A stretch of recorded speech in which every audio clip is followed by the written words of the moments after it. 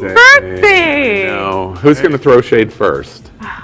So many things I could say right now. Oh, please. I think we did it before we even got Yeah, I was going to say. I started in the parking lot.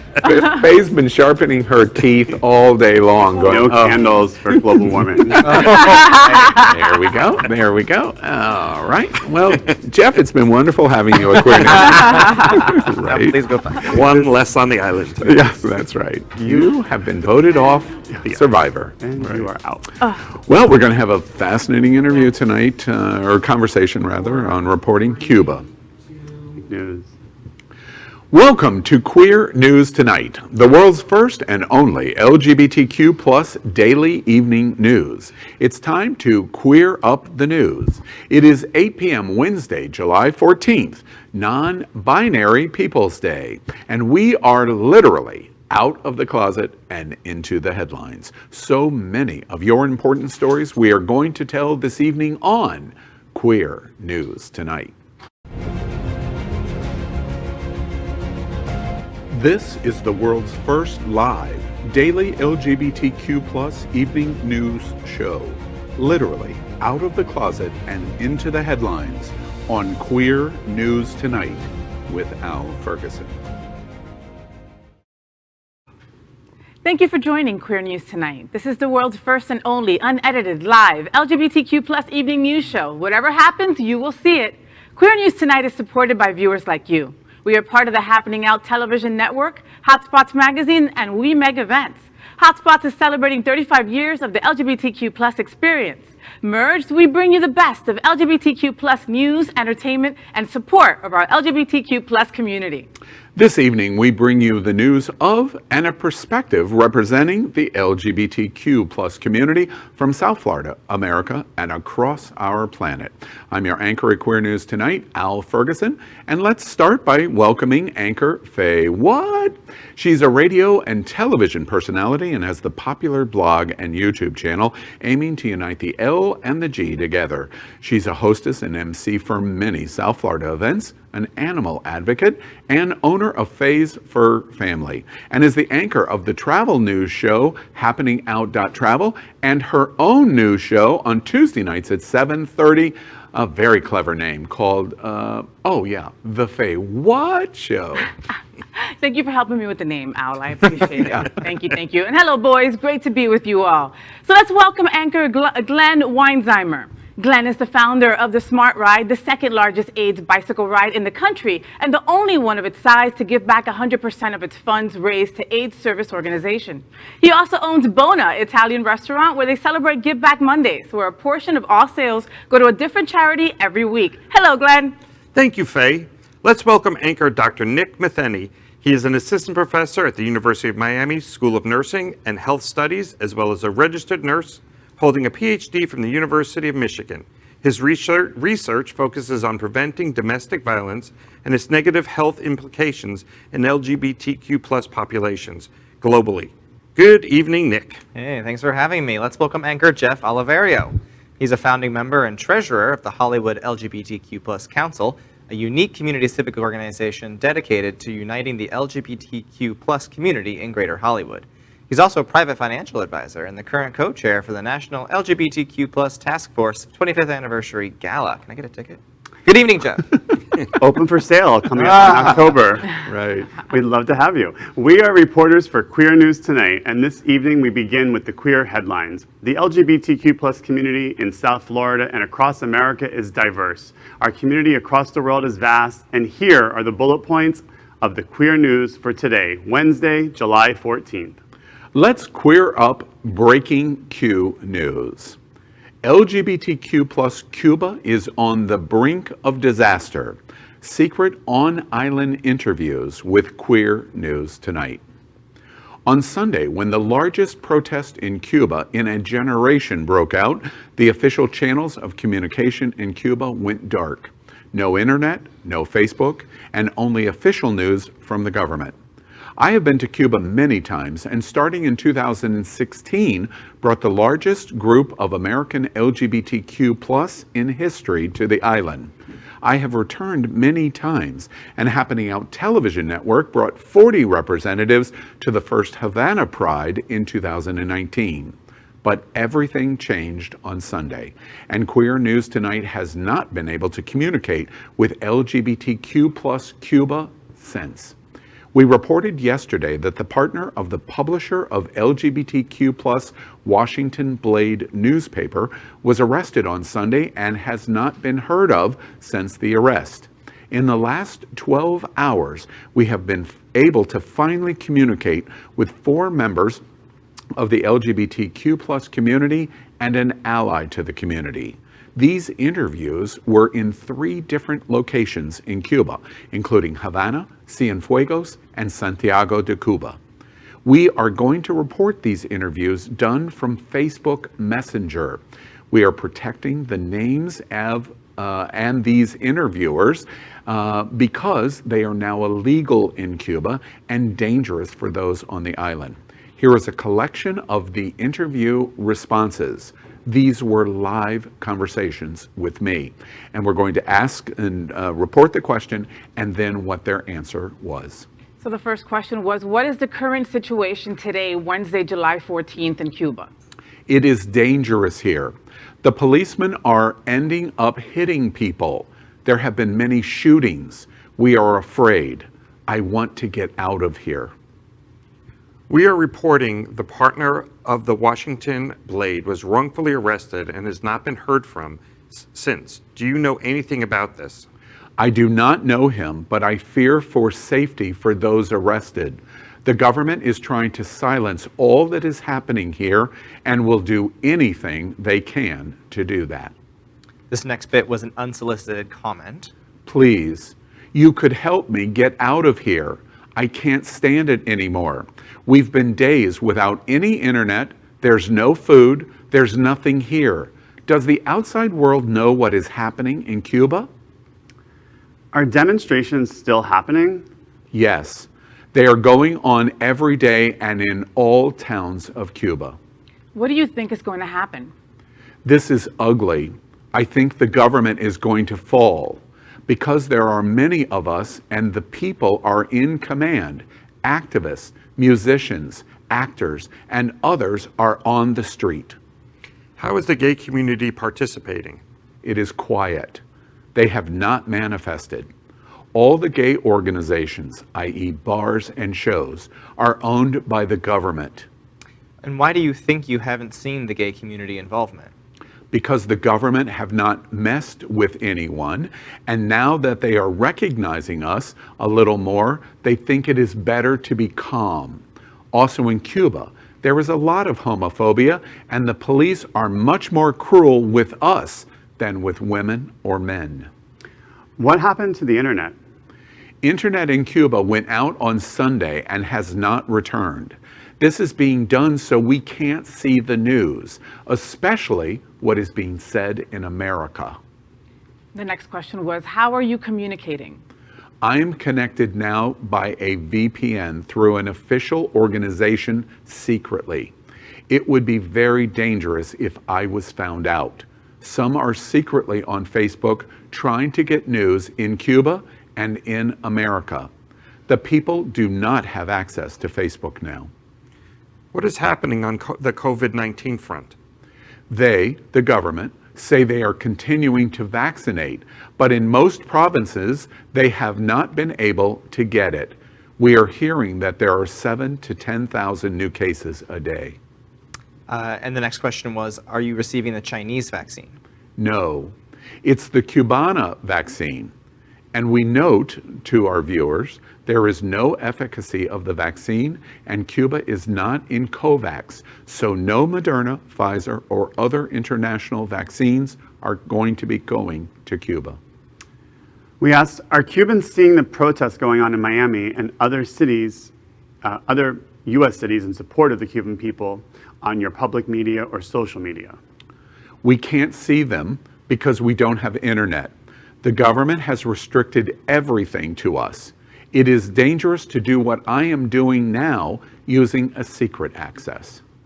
Are many businesses open, hotels, restaurants? Only those of the government, but no one is in them. Restaurants that are open only do carry out. You have to have money to do that. There is no money. So next question. So is there no tourism? Nope. The last was the international destination of Varadero, but that has stopped because COVID-19 was coming in and the province had the most number of COVID-19 cases. Why do you think artists are leading these protests in Cuba? For the same reason as us, because there is no food, no soft drinks, no beers, no chocolates, no soap, no shampoo. There is nothing. In the conversation, Al said, "I promise I will come to Cuba when flights are restored, and many LGBTQ plus friends will come with aid." I'm crazy because you come. Yes, God, please. If you could share a message to LGBTQ plus America, what would it be? It's good to know you have not forgotten us. We are counting on you. Powerful stuff. Very Where do we powerful. begin? My God, the oppression, the sadness. They're hungry. How long can you have people feeling that way before they revolt? That's what's going on. And to have no communication, so we really don't know what's going on. He can almost hear his desperation. Yeah, absolutely. Multiple, I point out, there are 4 LGBT voices in these replies and 1 LGBT ally, a straight person that is a significant ally in Cuba. I can't say who. I wish that they could see how many Cuban Americans and how many South Floridians are really standing up with them and are supporting their cries for democracy and freedom. You know, one of the issues that I think is very important to be clear on in this conversation is the LGBTQ community in Cuba, and really all Cubans. They have no idea what's going on in South Florida. The protest that took place that closed the expressway Palmetto? of the Palmetto, a they have mess. no idea at all that Hialeah and South Florida is standing up in support for them because the Cuban government has effectively closed all communication. And I know we featured just the LGBTQ voices, but this is the entire country. Yeah. Everyone is suffering so badly there. You know, Right. it's just and it's not horrific. like things were super great before. Right. No. Exactly. I mean, I think it's really important to just make the connection that democracy is very fragile, and we take for granted our freedoms and our liberties that Yes, we do. are trying to be taken away here in our country. And so, you know, it's great to almost have people here standing up for the fight for democracy. So Al, I'm going to ask a dumb question, okay? I'm not Cuban. I'm married to a Cuban, and she has no family there. What would they want the U.S. to do? And is that even a possibility? This is a stalemate beyond comprehension. When I went in 2016, I brought 600, mostly gay men, to Cuba, the largest delegation ever. We brought supplies, we brought personal health care, we brought condoms and lube. Exactly. Did you share them? Yeah, well, Yes, I did, and I was very popular. Wait, that's a different story. that was not my question. Right. This is a difficult situation because at least when in the same government structure you could go and visit, you were able to bring money on island, you were able to send money to the island. Right now, the island is completely closed. It might as well have a 3,000-foot wall around it, because when they unplugged and turned off the internet, these people are literally risking dramatic issue. And today, Secretary Blinken said if you try to come to the United States by sea or by air, however you might try to get off the island, you can't. And as our government postures, and their government is not posturing, they're serious. Who is caught are the people in the middle, the LGBTQ community. You can hear the desperation. Yes. We don't have money for food, and if we had money, there's no food to buy. And we can't get food on the island. We can't get a vaccine on the island. COVID has run amok there. Oh my Disaster God. is in the making. Al, do you know anything, like in the 60s, Russia played a big role in supporting and back and building up the Cuban government. Do they play any role at this point? They do not. The Soviet Union, because of its collapse in the 90s, brought the special period in the 90s. There's an old anecdote that the weight of the island, meaning all 12, 13 million people, the weight of the people in Cuba reduced in the 1990s by 1/3. and that was because they practically starved to death. The Soviet Union collapsed, and their principal beneficiary collapsed. China is now the principal force in Cuba, but they do not stand up in the same way of propping the economy up, and so as a result, money is scarce. The COVID-19 in combination with collapsing their tourism infrastructure has been all of these stars to align, and LGBT Cubans are caught right in the middle. Two of the people that communicated with us today work in tourism, and they are in situations where there's no hope for them, and even to be able to speak to us today was like a monumental I mean, moment. the tourism, and obviously when they changed policy again during the previous administration, although that was not a way to liberate Cuba, bringing tourism and American dollars, I know my parents visited, many friends I had visited during that time, and many people there who were renting Airbnbs and doing things like that were probably living the best life Ever. financially that Yes. they ever were. So yes, we may not be able to export democracy, but we can export, our dollars, and that goes a long way to helping their lives. And So, now we can't. Now we Today can't. we cannot. In the conversation with the person in Cienfuegos, the person in Cienfuegos said that basically there had not been food. Cienfuegos is a relatively large city in central Cuba on the southern coast, and it's the only large city in that region. You're 40 or 50 miles away from another major city, and so in essence, it's like a little kingdom in central Cuba, and that food had not been delivered to Cienfuegos in more than 6 days. My heart breaks. Imagine a city I can't. having no delivery very of food. scary. This is during hurricane season, Yeah. Oh my and God. imagine And again. And COVID. And I feel so bad for the families here in South Florida. We have so many families here that have family there, and they can't communicate with them. They're worried about their family not having anything to eat while they can just walk down the street and go get an empanada. And it's Yeah. these crazy Cubans. They're not crazy Cubans. These guys decided to pack up a boat and say, okay, we're going over there and bringing supplies. I'm like, that's not going to work too well.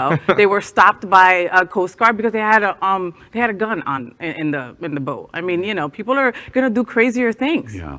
For me, as we close this story, one of the things that was really important to me is several of these people risk dramatic. One went into an embassy that I contacted a friend of mine that works in the Italian embassy, and they're in a situation where they are willing to risk even this to be able to speak to the outside world they knew that they could trust in terms of conversation with me. But we are watching stars align that could be catastrophic. This is different than what we have watched in our generation. But it could This is- also be transformative for the island, right? I mean, this is Bastille Day after all, the commemoration of people actually fighting for democracy. I We can hope make that that is true, but what I'm scared about is in Bastille Day, we're watching a confluence of stars that means no food, no money, a military oppression, and a COVID-19 pandemic that is now beginning to burn through the island. Humanitarian crisis. It's a And humanitarian. then get a I'm lot sure the worse. military is also not getting fed. Like, doesn't seem that there's enough there for anybody. So if they're also being affected by COVID, will they also drop their weapons and side with the people? Yeah, That and one final thought. I've frequently been voiced critical of the Hialeah community in terms of how they represent against Cuba. While they took to the streets on Sunday, and South Florida took to the streets, and they're blocking, highways and other kinds of things, Cubans are not hearing you. So you're celebrating, but here's the consequence of what's really going on the island. So your celebration is a celebration of the misery and potential humanitarian crisis that's going on in the island, especially in the LGBTQ community, because it's a marginalized community anyway. Yeah. We are going to continue, clearly, to follow this story closely. Next, let's queer up education. Angry parents disrupt school board meetings across Virginia to protest trans students' rights. Watch this. We had heard that there were groups of people coming to just oppose the transgender policies that are being passed by the Virginia Department of Education. And we wanted to show up and say we support these policies, we support these kids, and we believe that trans rights are human rights. And I'm afraid, and one of my fearful things is what this opens the door for. I understand folks feel this way. I know they're strong, they're passionate about it on both sides. But I think we ought to get back to our Christian morals and our Christian values. Rockingham County School Superintendent Oscar Scheichel says they are reviewing the policy with legal counsel, and they will discuss it more at next month's meeting. Well, school board meetings across Virginia are being disrupted by parents angry about transgender protections and what they call critical race theory. At a Rockingham County School Board meeting, David Burrell said, quote, "I think we ought to get back to our Christian morals and Christian values," end quote. He and hundreds of parents came to protest transgender rights at the meeting, even though the district's policy on transgender students wasn't on the meeting's agenda. Around 100 people also attended a school board meeting in Franklin County, Virginia, to discuss both the district's transgender student policy as well as critical race theory, a law school course which they believed was being taught at public schools due to claims made in conservative media. The school board said that critical race theory is not taught in schools. Oh my God, what was it that the guy said? I'm afraid of what this opens the door to. Maybe some understanding? I don't know, call me crazy. Yeah, I mean, listen, I grew up in Virginia. My mom's a Virginia public school teacher, and it is a very diverse state when it comes to these kind of views. Rockingham County is in a part of the state that is still stuck a lot of ways in last century and the century before that. So it's not all of Virginia for sure, but there are some pockets of real hesitancy when it comes to social progressive. I mean, it's another day, another trans, students attacks. But I think it was very interesting. This week, Virginia on CNBC does a ranking of the best states for business. Virginia just won, actually, for 2021. And one of the things they mentioned in the states, in the rankings for the first time ever, was their acceptance on equality. And so CNBC highlighted this. So they are now taking business and showing that it's a business-friendly state. And so things like this are going to be attacked from the business community, and that's what's going to help dissolve these debates. Interesting. A quick note to that is I just echo beyond the business embracement that CNBC talks about. Virginia has had a transformation in the last 6 years. Democratic governor, Democratic House. They have passed some of the most sweeping pro-equality, not just LGBTQ, pro-equality issues in their state houses. In Virginia, so it's a lot of change. What we're watching here is a new tactic of the evangelical community and the most conservative radical Republicans. We can't win on the state level, so let's try to take over school boards. And that's what they're doing at school board meetings and getting people elected on school boards, because they can modify policy in schools and what is taught in schools by doing this. And so the LGBTQ community, no matter where you're hearing our voices, should be paying attention to this, because we're watching their playbook being implemented in Virginia. Absolutely. Next, let's queer up entertainment.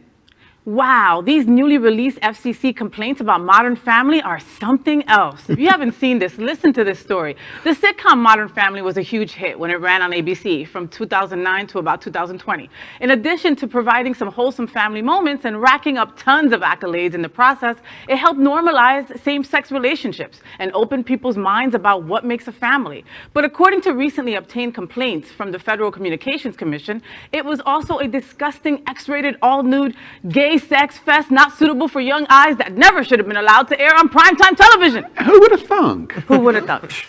One complaint from a viewer in Illinois said, quote, ABC TV promos that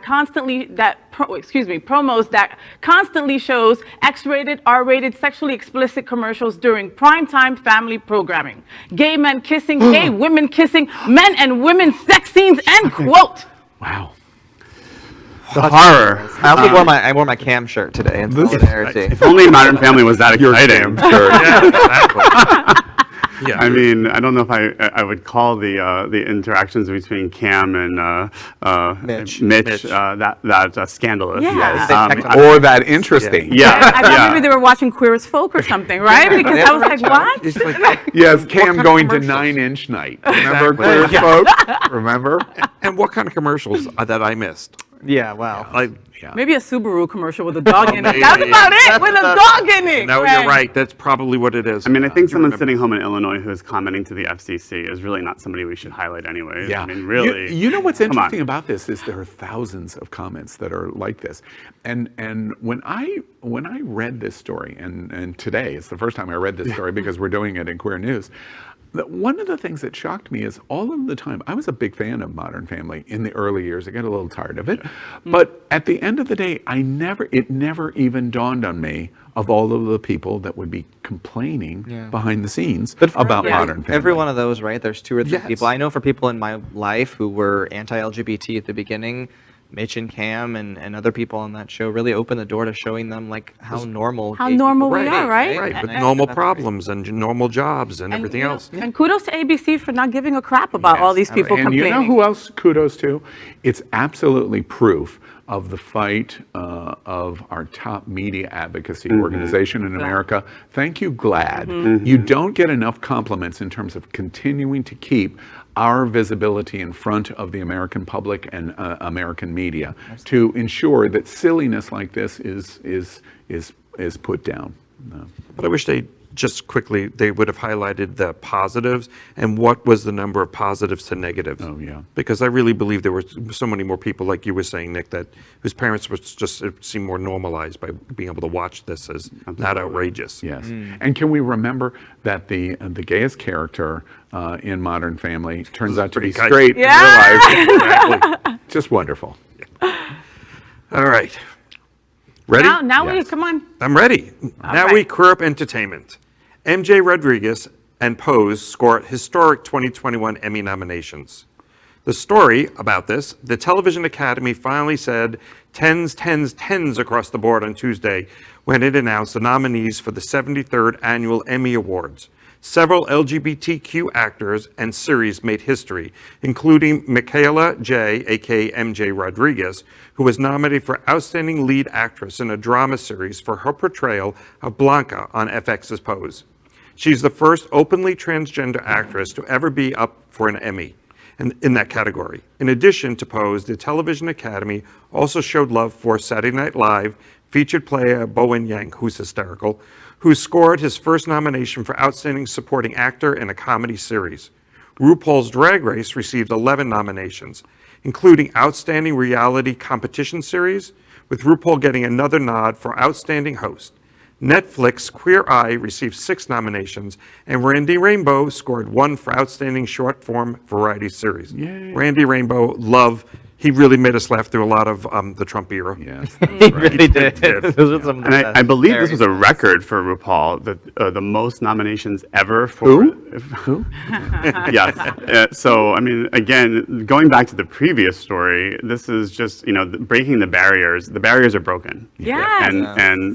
And now we're being highlighted for awards, which is. You know, it's funny you say that because I'm sitting here thinking, gosh, I wonder what the complaints are coming to the FCC about RuPaul's Drag Race. Or about this show. My God. Or about Queer News Tonight. Yeah. Right. Yeah. Honestly, though, with Bowen Yang, like if he could make the iceberg from the Titanic funny, then he can. Yes, anything. that's Yeah, he was fabulous. And listen, she already won, okay? Just by being nominated and Oh my being the gosh, first absolutely. trans woman to be nominated for that. Girl, you won already, queen. Absolutely. Done. Yeah. And Let's clear up trans rights. Shirtless, non-binary, and trans-masked celebs to quench your thirst. Today is Non-Binary Peoples Day, and this year non-binary and trans-masked celebs are not playing around. After a year spent inside, plenty of our favorite trans men, sorry, I gotta wipe my mouth. Trans men, non-binary, and trans-masked actors, writers, and models are excited to show off the bodies they worked so hard to get exactly how they want. Shirtless cis men get a lot of love every summer, so this year, let's spread some of that love around to the trans guys. They deserve our thirst too. Well, and we're thirsty. Look at these guys. Yeah. They are sexy. Look, and all shapes, sizes, colors. Yep. Hello, lips. Hey, Papa. Hot non-binary summer. All right. They Look deserve at to be those abs. objectified just like the rest Wait, of in that picture, I wasn't looking at his abs. Oh, you weren't. No. They Well, get all Matt, the what love. were you looking at? Yeah. Non-binary Awareness Day. Is there a place for that? Is it required? Is it necessary? I definitely think so. I think that a lot of times the shades of gray in between the boxes we put ourselves in are forgotten, and that's the same with bi erasure, with non-binary erasure, with everything that's not what somebody can already like tick a box for. So I think definitely. We scream inclusivity, so we've got to come through, okay? So yeah, we've got space for all of it. You know, one of the things that's interesting to me is I help support the first trans talk show with trans hosts in the world called Translation. Tomorrow night, Thursday night at 9 p.m., hosted by Tony Lima, our friend Tony Lima. One of the things that I'm finding out, which is surprising me, this story focuses on it. Trans men seem to have an easier time of being what they're using as a term, stealth, that they can blend into community easier than Pass. trans women. They can pass Absolutely. easier. And it's interesting to me as I'm looking at those pictures going, my goodness, and my goodness, and my goodness. And then I'm going, wait. And we hope that trans women, and especially women of color, can be able to do the exact same thing. Sure. I mean, that is great if that's your objective, right? Right. For a lot of non-binary and trans people, like that's not the objective. They don't want to pass for somebody that is already a man or a woman or whatever, right? Like and also, I mean, it's not like that should be everyone's desire either. Yeah, Right? yeah. Well, Jeff, sooner or later we got to Well, go I to always like to bring Afghanistan. sunshine here to Queer News tonight. So You bring now, sunshine in that perfect hair. Look Yes. at Jeff's hair. Isn't that perfect? That's So perfection tall. right there. so let's clear up the world. Taliban-controlled Afghanistan will crush gay men to death with 10-foot walls. Yeah, thanks for sharing this with us, Jeff. A Taliban judge has spoken to the horrific deaths that he will be inflicted on gay people as Sharia law returns to Afghanistan following the withdrawal of U.S. and NATO troops. The fundamentalist Islamist militia was forced from power when U.S.-led forces invaded in 2001, but are now reported to be retaking many districts as foreign troops retreat.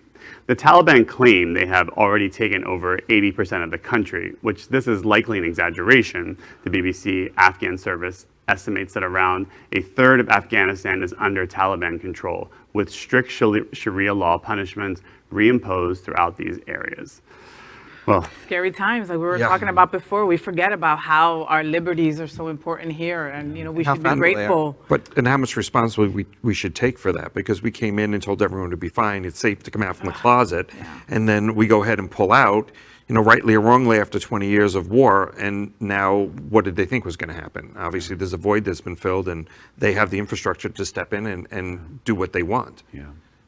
Well, it's just, you see that obviously whenever we pull out of areas or go into an area to try to liberate people, it is a difficult and very usually not a very successful premise. And That's why I unfortunately, always say don't pull out. yes, exactly. I'm glad. These Go people are they're the victims of a terrible regime that is probably going to come back. And unless we want to sacrifice our men and women on the front lines, this is going to be the reality. Yeah, it's such a complicated problem. It is. Yeah. All right, well, let's continue by queering up the USA. This is a strange story. A bar proudly sells a shirt that says, "Shooting gay people is the cure for AIDS." To say that a bar in Wyoming known as the Equality State isn't living quite up to the state's nickname, that's an understatement. The bar is selling a shirt that says, "In Wyoming, we have a cure for AIDS." The supposed cure in Wyoming is, according to the shirt, quote, "We shoot F in faggots," end quote. The words are written around a drawing of a man wearing a biker jacket with a skull on the lapel pointing to a revolver. The shirt's design has a mark on the bottom right that reads, "The Vigilante." Equality Wyoming did not name the Eagle's Nest Bar when it posted the news about these shirts, as it did not want to have people trying to buy them.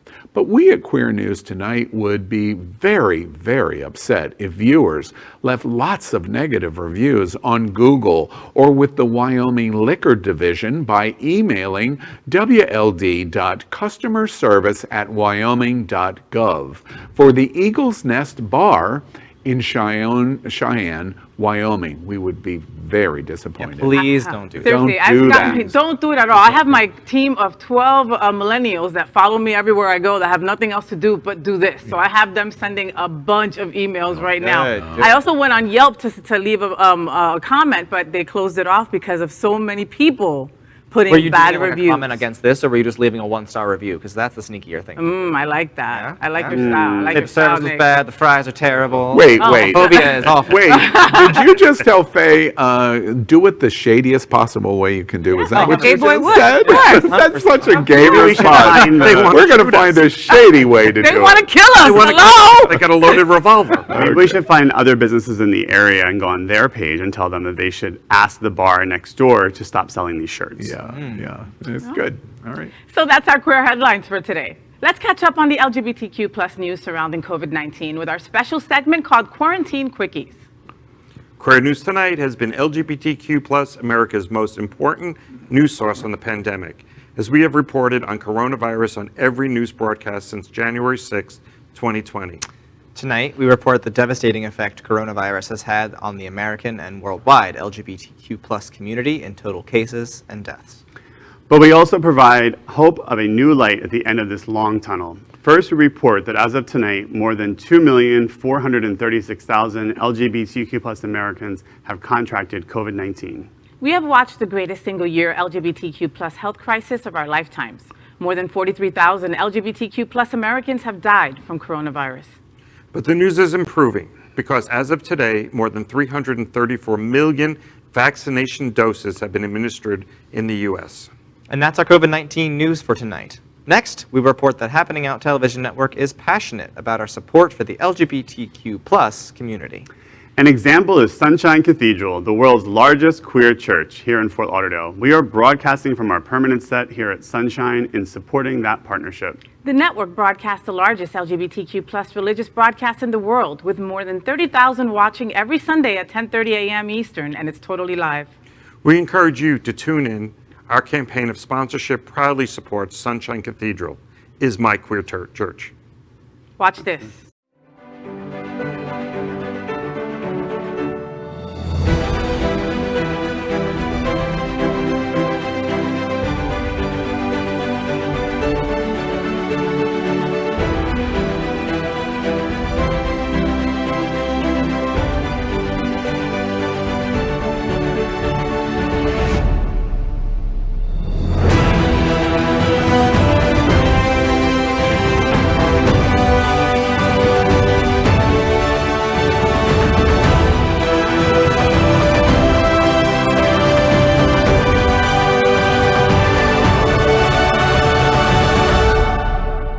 This is Jay Rodriguez, and Sunshine Cathedral is my queer church.